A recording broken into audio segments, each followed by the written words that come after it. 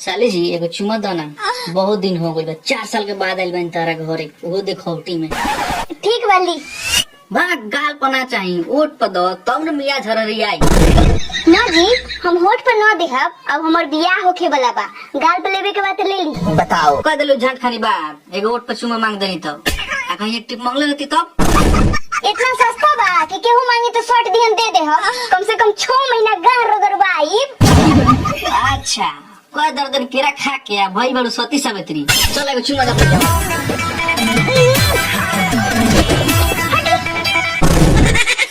छिनारे हो गइल बानी विदेश जाके, सब कुछ यही जगह करवा ले हम। तब अपन होखे वाला भतार से का करवाई? बहुत छरकतारू, आज से 4 साल पहले इतना ना छरकत रहलू, पहले शर्ट दे काम बनवा लेते। ये तो पहले वाला बात अब नहीं थी। होई हम अपन जमानी अपन भतार खातिर जुगा के रखतानी। अभी जमानी हमर के और पर न लूटी। अल्लाह से कोनो बहन चोद पत्तार जवानी जिया ना हुई, हम तो बिना चुमा लेले छोड़म ना।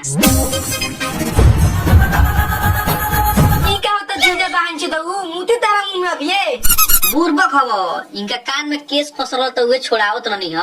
अच्छा ठीक बा, आवा जल्दी बाबू बुलावत रहन। ठीक बा चल आवत नहीं, चलो। रोड़ा नहीं एकदम दोगला पानी। हमारा भाई की जगह पर हमारा बाप आगे रही तब का होत? होत का मरलन कि सदिया हमरे बोल बुता पे होता, सारा विदेश से कमाई तोरे शादी में लगावत नहीं। अगर किनो कुछ बोल दिया नु तो सीधा मुंह में लाड़ धांस देबो।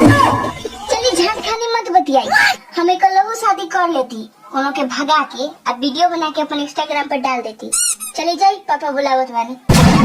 अच्छा रुको बुलाओ तब देखी काय खाते बुलाओ।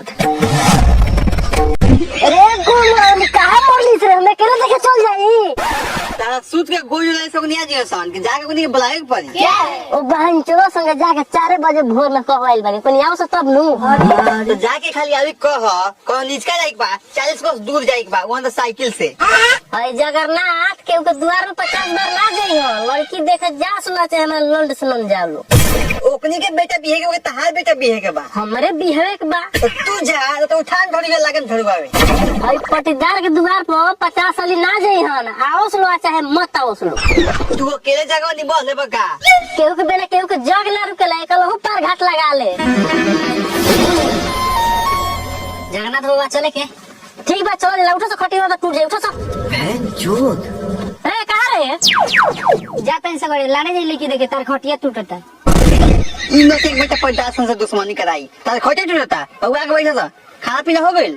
हाँ खा ले बन, 4 बजे भोर में 8 को बस से रोटी खा लेनी हो, तो ऐसे जगन्नाथ बाबा आके जगा देला। आओ से बैठो से, बाकी पार्टी बैठे से, खटिया मत बैठिए से।